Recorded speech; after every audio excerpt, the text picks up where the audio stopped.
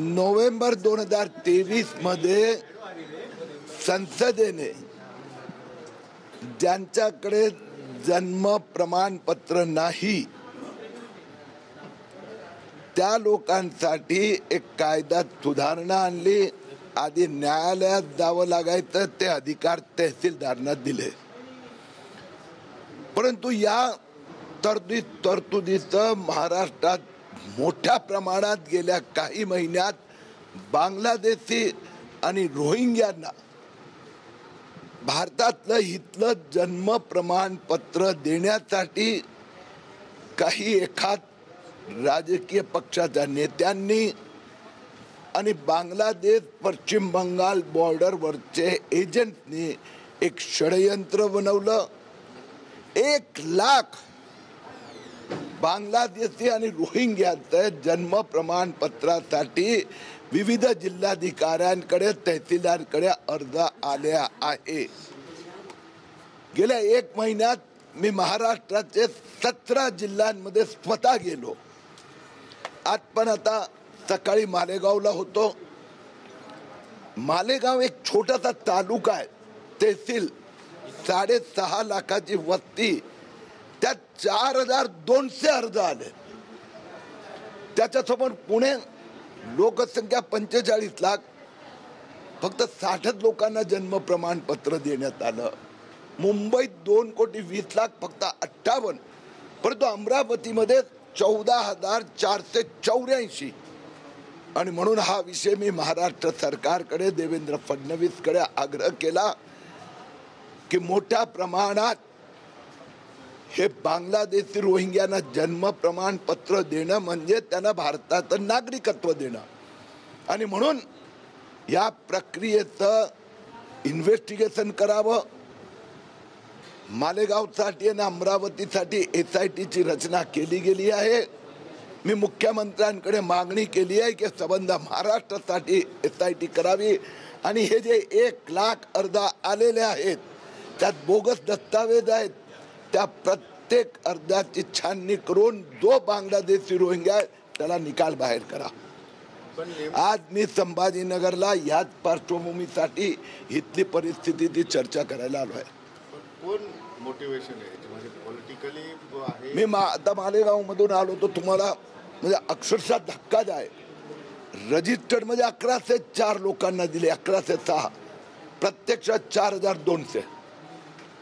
एक माजी आमदार, एक सध्याचा आमदार आणि एक सध्याचा खासदार, तिघांनी किरीट सोमय्याच्या विरोधात रान उठवलंय. काँग्रेसचा खासदार, अमरावतीला घोटाळा काढला, तिथेही काँग्रेसचे खासदार. आणि जे बांगलादेश आणि पश्चिम बंगालवर जे एजंट बसले 60 लोट आहेत. माझा मुद्दा एवढाच आहे की तुम्ही वोट जिहाद करा, परंतु हे देशाचे दुश्मन यांना तुम्ही नागरिकत्व देणार, हे भारतीय जनता पार्टी नाही चालून घेणार. सत्ता तुमचीच आहेत, अधिकारी तुमचेच आहेत, मग तरी तशी या पद्धतीचे प्रमाणपत्र कसे काय वाटप होतात? मग सत्ताधारी तुम्ही फेल आहेत त्याच्यात. म्हणूनच तर सत्ता देवेंद्र फडणवीस मुख्यमंत्री असल्यामुळे हे बाहेर आलं, नाही बाहेरच आलं नसतं. कारण की हे आहे, अरे दादा, ह्या वर्षी ते अंमलात आणलं, अमेंडमेंट सुधारणा जी आहे ना ती या वर्षी अंमलात आली. आणि या वर्षी आल्यानंतर 2 निवडणुकांमध्ये आचारसंहिता होती. तर गेल्या नोव्हेंबर आणि डिसेंबर महिन्यात 1 लाख पैकी 55,000 अर्ज या 2 महिन्यात आले. वोट बँक वाढवण्यासाठीचा प्रकार, वोट बँक वाढवण्यासाठीचा प्रकार. वोट बँक वाढवा, वोट जिहाद हिंदुस्थानात राहून करा, परंतु विदेशी लोकांना आणून वोट बँक वाढवणं म्हणजे त्याला देशद्रोह म्हणणार.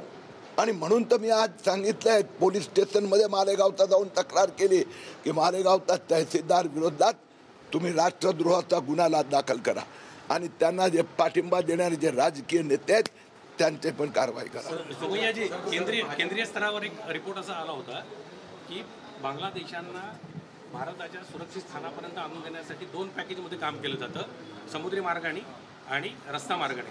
त्याच्यासाठी वेगवेगळे पॅकेज BSFच्या लोकांना दिले जातात. त्याच्यानंतर केंद्रीय गृहमंत्र्यांनी याकडे लक्ष का दिलं नाही मग? आणि इथं आल्यानंतर तालुका पातळीपर्यंत बोगस आधार कार्ड, बोगस नोंदणी याची प्रक्रिया सुरू आहे सगळीकडे. मग याच्यामध्ये किती बारकाईने काम करण्याची गरज आहे सरकारला कळत नाहीये का? तुम्ही जे म्हणतात त्याला दोन पार्ट आहे. म्हणजे एक, ते कसे येतात, तर भारतात 99% बांगलादेशी आणि रोहिंग्या हे जमीन मार्गे पश्चिम बंगाल, झारखंड त्या भागातून येतात आणि तिथून मध्ये आपलीकडे पण येतात.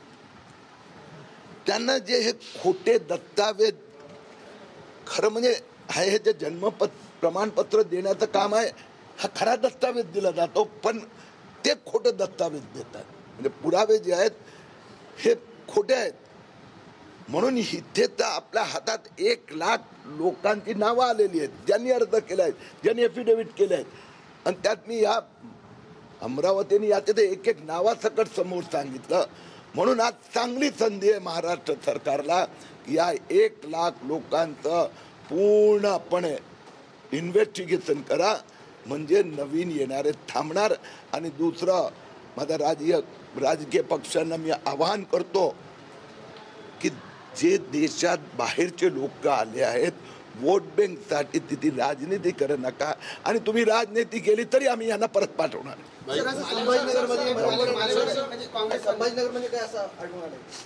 मी तेच चालू त्यात म्हणून तो पार्ट 2 मध्ये घेऊ. शेवटचा प्रश्न आहे. त्यांचा प्रश्न असा होता की बाहेरच्या देशातून सीमा ओलांडून ज्यावेळेस लोक येतात तर देश पातळीवरचा विषय, केंद्र सरकारचा विषय. आता इथं आलात तुम्ही, महत्वाचं काम करते ते ओळखला. केंद्रातून का हालचाल होत नाही की आता ह्या गोष्टी थांबल्या पाहिजे? बाहेरून कुणी व्यक्ती आला नाही पाहिजे, जमीन असू दे, पाण्यातून असू दे. ते आपल्या दोघांचं बोलणं झालं. ते म्हणाले समुद्र मार्गे आहे, तर मी म्हणाले 1% येतात. 99% पश्चिम बंगाल, झारखंड तिथून येतात. आसामने आता बॉर्डर पॅक केलं.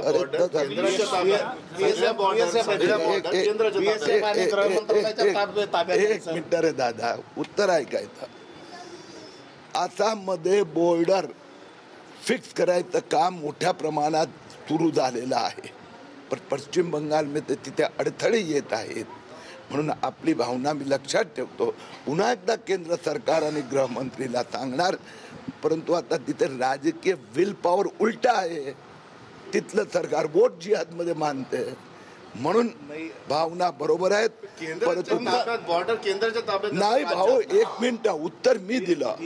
1 मिनिट. नो, BSF के एवढी 1000 किलोमीटर लांब्या बॉर्डरवर नाही उभी राहू शकत. BSF फक्त चेकपोस्टवर उभी राहते. BSF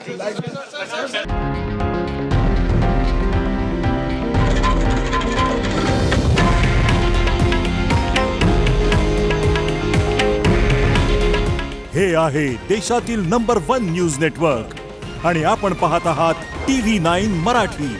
काळजी तुमची, हित महाराष्ट्राचं.